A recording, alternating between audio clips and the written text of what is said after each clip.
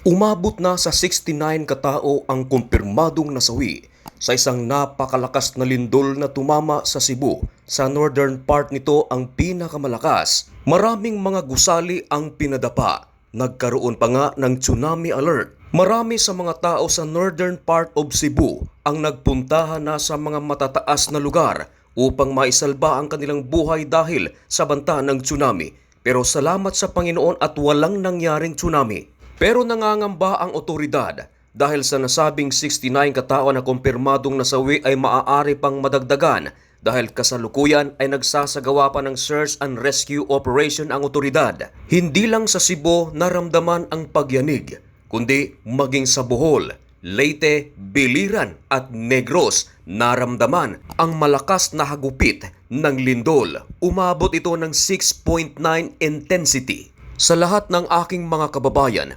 mag-ingat po kayong lahat. Panawagan sa ating gobyerno na huwag nang patagalin ang tulong.